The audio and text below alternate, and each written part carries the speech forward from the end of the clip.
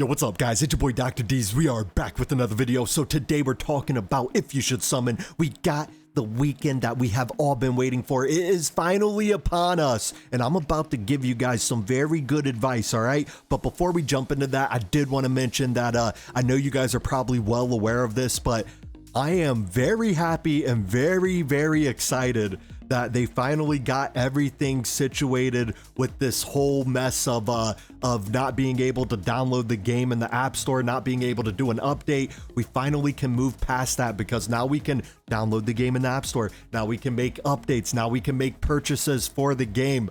A lot of good things moving forward. I'm not gonna lie, I'm very relieved because I do love this game and I want this game to thrive. And Moonton actually has a lot of really cool things in store for the future. So the future is looking bright for the Watcher of Realms community, and I'm going to do this video with a big smile on my face. Let's go. But before we jump into if we should summon or not, I did want to mention that this video is brought to you by Smile One, and I'm about to give you something to smile about. Smile One is the official third-party platform for this wonderful game that we're playing, and another reason to go through Smile One is they always give you 10% off, so you get the best bang for your buck. Let's go. This event right here that you guys see will be from February 14th to February 23rd. The first thing you're going to need to do is show a little love to your boy. Go ahead, click the link on the description, use my Smile One code, and then go ahead and make your purchase. That's if you are going to make a purchase, but you know, 10% off, right? You can't beat it. You cannot beat it. So we come right down here. You can collect this reward one time, which is the $5 reward. If you spend $5, not only are you getting $5 worth of W golds, but you would also be receiving 2 rare summoning crystals, 10 auto fight chances, and 1 huge stamina pot. I know it doesn't seem like much, but doesn't get much better than getting free rewards when you make a purchase, right? So then you come down here to the $9.99. From $9.99 all the way down to $300, you can do all of these 3 times. So if you wanted to do $30, but you wanted to spend $10 each time, well, technically it's not $10 because we do get 10% off, but you could do that 3 times and you would get 100 diamonds, 120 epic skill dust, and you would also get 1 huge stamina pot. Let's go. And then you come down here. I mean, the list goes on and on, right? The thing that stood out to me though is if you spend $30, okay, you spend $30, you get 150 diamonds, and you also get a privilege card for 3 days. Plus 1 huge stamina pot. Honestly, this privilege card is pretty nice to have. And if you were to make this $30 purchase, you definitely want to farm as much as possible within this 3-day period, basically maximizing what you can get from the privilege card, right? But everybody needs to take advantage. If you are going to make a purchase, take advantage of the Smile One promotion because you're going to get free rewards on top of it. But let's go ahead and jump right back into the video. All right, guys, so we have 3 very good banners right here. The one that I really like is the Twyla banner. I really love this Twyla banner. I need Twyla on my account immediately. Then we also got Hex, who's a big time booty clapper inside of this game. One of the few marksmen that comes with magic damage. If you want to go through epilogue, I think it's stage 4, you're going to need to have a Hex on your squad. He definitely makes things a lot easier. So 2 big time booty clappers. Wouldn't expect anything less for a Valentine's Day banner. Then they also threw Deimos on this banner, and Deimos is an absolute beast. He's a booty clapping machine as well. I mean, Lightlock was good when I first started playing this game. If you're in the early game, Lightlock will definitely do amazing things for you, but he's not as good as he once was. And then you got Navras. I mean, who cares about Navras? If you're in the early game though, Navras will help you. He's got good single target damage, but he starts to fade away over time once you start pulling better heroes. So out of the epics, Deimos is definitely the best one. But then it comes to like, oh, what should I do? Because we also got Meow-chan over here, or Diao-chan, whatever you want to call her. I know people's been calling her Meow-chan, so I guess I'll follow the crowd, right? We got Meow-chan. So Diao-chan's kit is very unique. No other hero can do what Diao-chan can do because she's got two different stances, guys. Two different stances. I mean, I'm not going to dive too deep into this. You guys already know what her kit's about, so I'm just going to touch up on it a little bit, you know, just a little. So we got the Serenade of Hope. That's basically damage mitigation and healing. Then you come over here, you got the Song of Sorrow, which is basically going to make it to where your booty clappers clap harder with a little bit of inspiration, a little bit of penetration. Let's go. I mean, she's got the ultimate kit, and I know some people's like, yeah, but her inspiration's only 25%, where Dolores is doing, I don't know, 40, 45, 50. I don't remember exactly, but Dolores's inspiration is higher, but she also doesn't do the penetration, and she also doesn't have damage mitigation. So like stages like Simra, that's the first thing that comes to my mind when I think of Dialchan. You know, for me personally, this is the main reason why I want her. Mainly because I think she is going to be an absolute boss for Simra, especially for you early to mid game players. Think about what Dialchan could do. You're going to have Dialchan out there. Let's say, I don't know, whatever stage he starts, the boss starts like clapping your guys hard, like one-shotting your guys. Guess what? Maybe they won't get one shot if you have Dialchan and you get her fully built, mainly because she's going to have the damage mitigation and the heals. You just got to hit her ultimate, and her ultimate comes back quickly, you know, only 500 rage. So like, say there's an instance where he's about to smack the ground, you go ahead and switch to the Serenade of Hope. Then right after that, she'll get her ultimate back lickety split. You go ahead and switch back to the inspiration, the penetration, all that good stuff, right? And you know, she's just got an ultimate kit. I mean, Guild Boss 2 is definitely going to be where she's very strong in. You can use her on almost everything, but people keep comparing her to Dolores. And yeah, they both have inspiration, but you gotta look at the kit as a whole, and she definitely can do a lot more than what Dolores can do.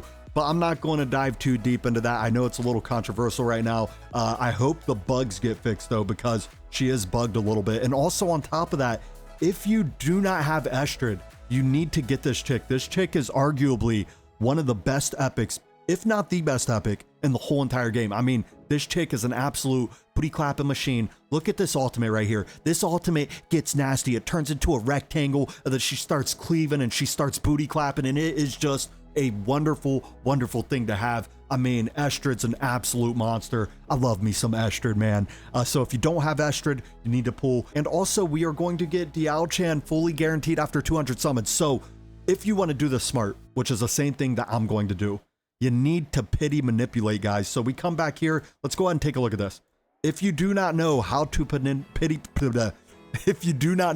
pity manipulate, you come right into here. You go to the pity timer rules, right? The pity starts at 180 summons. So maybe when you get up to like 175 or something, what you're going to do, maybe even 160. Some people like to do 160. You go ahead and switch to the other banner. It depends on how many shards you have, but then you're going to be guaranteed a legendary hero and however many summons, and the pity timer goes all the way up to 200.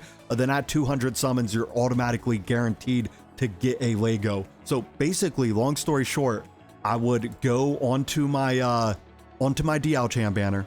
I'm going to summon. If I'm getting close to pity, I'm going to save some shards for the Twyla banner. I really want Twyla. I need Twyla so bad, man.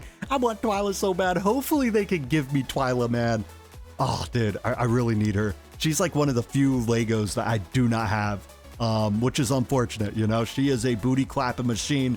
If they come out with the Nascent banner, best believe I'm doing the Nascent banner mainly for my girl Twyla. I mean, that's how good she is, guys. And then if you don't have Hex, I already have Hex. I have an exclusive artifact as well. If you don't have Hex, he's an absolute monster as well. But nonetheless, you could pity manipulate here if you feel, hey, you know what? I already have Dolores. I kind of need one of these guys even more. Then I wouldn't fault you. I mean, but you got to keep in mind. See, the thing is, Dialchan is limited. We're not going to have another crack at her for like probably another year or so. So just keep that in mind. If you decide to go all out on the Twyla banner, yeah, you can get Twyla, you can get Hex, but at the same time, you won't be guaranteed to get either of them. Then also, you won't be able to get Dialchan for a very, very long time. So you got to take the good with the bad, but I wouldn't fault you because this is honestly one of the better banners I've seen in a long time. I mean, doesn't get much better than Twyla and Hex, I'll tell you that much. And then we come over here. So this is where it gets a little tricky because we got Lubu. I know you guys already saw my Lubu video, and he was a little underwhelming, but at the same time, I'm actually going to drop another video. I don't know if it's going to be tonight or tomorrow, but I will drop a video before he is released. And this video is going to show you one of the stages that he is God tier at. He's very, very good for this stage. And I'm not going to ruin the surprise, but is that enough to change my mind? I still don't think that he's going to be one of those heroes where I'm like, you have to summon. He's going to change your account, because even though he might be good for that one stage, he's still like pretty mid for everything else. You know, you gotta take the good with the bad, right? But if you're new to the game, this guy will absolutely carry your squad. He'll do amazing things for you. And then we got my guy, Iovar. I mean, oh man, Iovar is such a beast. He's a booty clapping machine, comes with an awesome Lord skill. But if you have Aracha, and you do not have people like Ingrid, Praetus, Valderon, those are the top 3 dogs. Those are the top 3 booty clappers in this game. If you do not have those 3, maybe you should save your shards. Only because, yeah, Iovar will do amazing things for you, but ancient shards are kind of hard to come by. You know, they're not easy to collect, and you know, if you could raise your chances at pulling one of the best heroes in the game, that might be the route to go. But at the same time, if you don't have Aracha, you definitely need to pull on this banner, because Iovar is about that life. Iovar does amazing things for my account till this day. I mean, this guy is a beast. He gets his ultimate back really quickly too. This ultimate claps. He does better in a piercer team because he starts stacking these blades. I mean, I'm not going to dive too deep into his kit. Just know he is a good hero with the good Lord skill, but at the same time, Aracha's Lord skill is kind of like right on par with his. His, of course, is better for most heroes except for Idril. So, I mean, to sum it up, I don't know. This banner right here is probably like a 50-50 to me. You got Lubu on one side, but you could be pulling for Iovar, trying to get him. His value kind of goes down, though, if you already have Aracha. Araka, my bad. I always forget that her name is pronounced Araka, not Aracha. Not like how it's spelled. The H is silent, obviously. But, you know, I mean, what are you guys' thoughts? What do you guys think? Are you guys going summon? Are you guys not going summon? Definitely anxious to hear about that. I love hearing what everyone's going to do, where everyone's head's at. This is just my thoughts on everything. I mean, again, like 50-50 with this banner. And Lubu doesn't help the case on pulling on this banner, I'll tell you that much. But at the same time, if you wanted to get Iovar, I could see it, because Iovar is a beast. It's just unfortunate that he's not one of the metas. You know, the metas are Ingrid and Praetus. Praetus, I would take Praetus over top of Ingrid, but Ingrid is also one of the metas. They're the 2 top dogs. Then you got Valderon right underneath of both of them.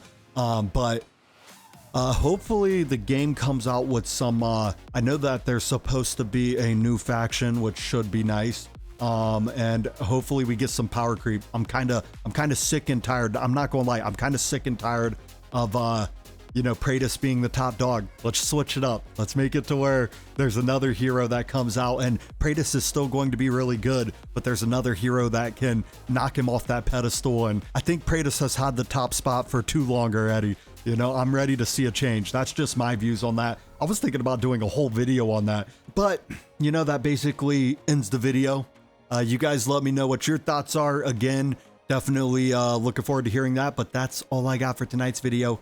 You guys have a great rest of your night, and thank you for making it to the end.